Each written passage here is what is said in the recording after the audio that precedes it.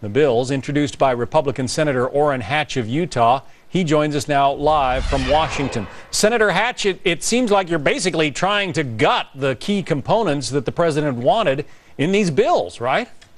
John, you really hit the nail right on the head. The fact of the matter is that the people out there are just up in arms over this. You know, guess what? 87 million people are going to lose the coverage that they have, according to the studies around here. Now, that flies in the face of the president saying you can keep the coverage you have. We all know they can't keep the coverage they have.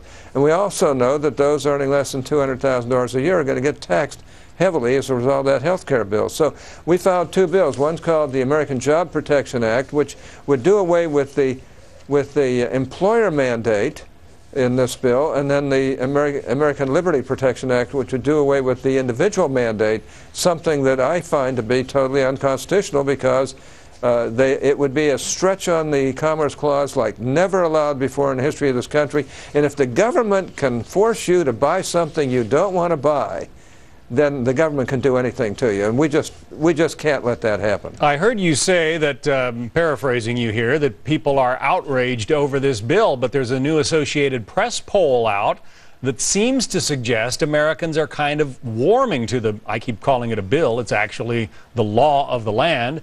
There are the numbers, 45% say they support it these days, 42% opposed. Still an even split, but the numbers are growing in favor of support. What do you say to that, Senator? Well, it depends on who asks the questions and how you ask the questions. I can tell you right now, there's a high percentage of American people who are scared to death of this bill.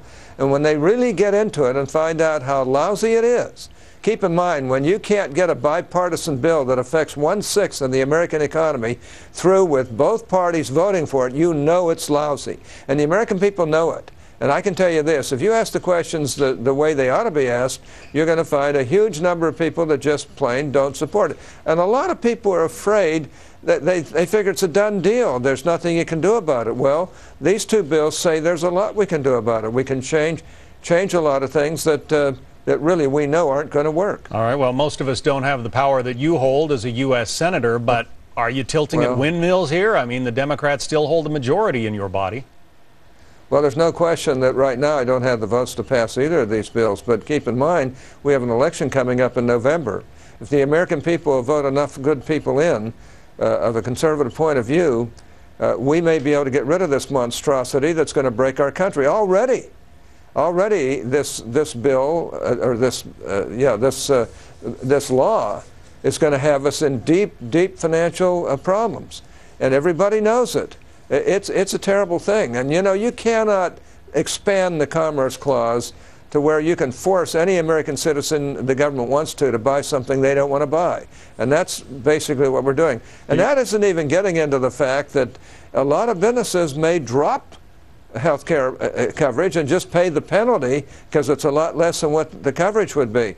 And I think you're going to see some of that. And I'll make a prediction. If we don't do this, if we don't repeal this thing, and this is a way of getting rid of that bill, these two bills will get rid of the health care bill. If we don't repeal this, then I guarantee you within probably 3 or 4 years, they'll throw their hands in the air and say it's not working. We've got to go to a single-payer system, in other words, socialized medicine. And I don't want to go to socialized medicine. Senator Orrin Hatch of Utah, thank you.